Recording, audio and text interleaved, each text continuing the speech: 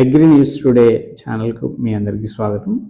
ఈరోజు మనం మినీ కిట్స్గా ఇచ్చినటువంటి వడ్లకు సంబంధించి చిట్యాల మండలంలో అశోక్ అనే రైతుతోని ఆయన అనుభవాలు అవి మంచిగున్నాయా లేదా అనే విషయాన్ని అడిగి తెలుసుకుందాం రండి.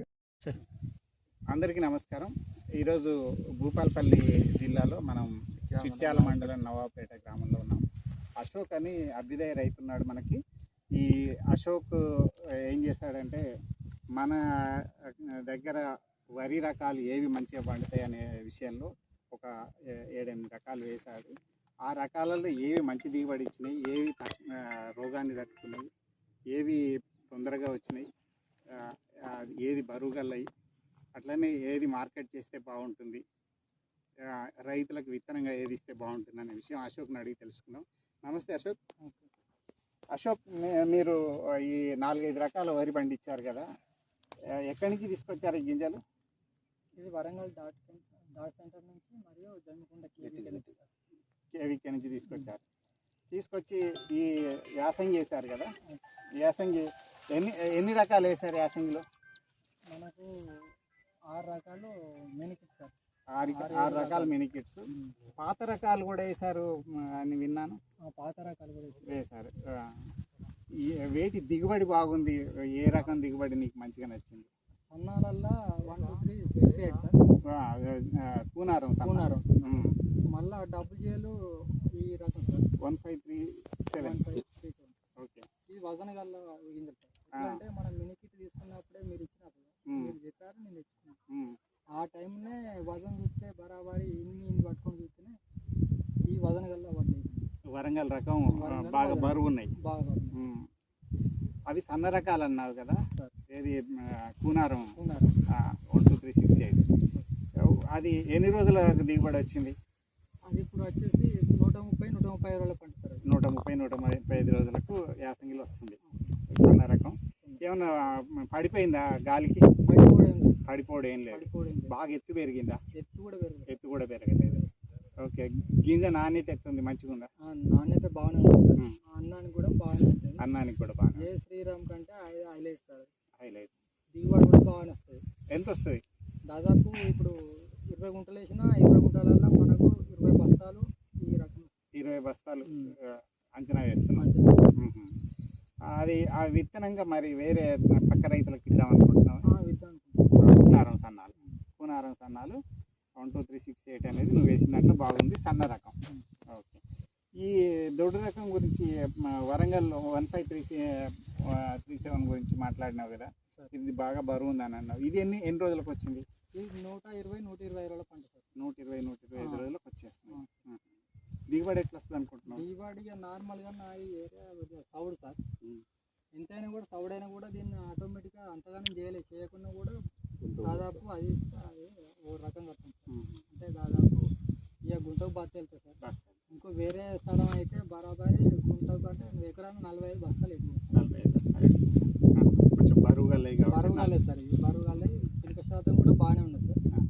ఇంత చిన్న పిలికైనా దాదాపు మొత్తం భూమి నాణ్యత బాగుంటుంది. దీనికి చీడపీడలు ఎట్లున్నాయి? చీడపీడలు ఏం లేదు సార్. 1010 ఎట్లున్నా అదే సార్.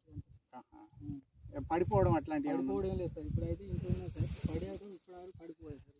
ఏమన్నా గాలి దుమారానికి గింజలు రాలే అవకాశం? రాలే గుణం లేదు సార్ దీనికి. లేదు సార్. ఇది వరకు నైట్ ఆల్రెడీ గాడు ద్వారా వచ్చింది, పడిపోలేదు సార్. రైతు పడిపోలేదు సార్. వేరే చేను అయితే పడిపోయింది. రాళ్ళు కూడా రాలేదు సార్. ఓకే. 120-125 రోజులకు వస్తుంది. వరంగల్ రకం 1537. అట్లనే బరువు అయిన గింజ, కాస్త దొడ్డు రకం, అంతే కదా. పెద్ద చీడపీడలు ఏమి రావు. చీడపీడలు ఏమి సార్. ఏ గ్రేడ్లో పోతుంది సార్. బరాబరి రైతుకి అయితే ఇది వజన గల్ల పంట. అంటే వజన అంటే 70 కిలోల 75 కిలోలు వస్తుంది సార్. 70 కిలోల బస్తాకు బదులు 75 కిలోలు బస్తాలు పోస్తాయి. గాలివానకు పడిపోతుంది.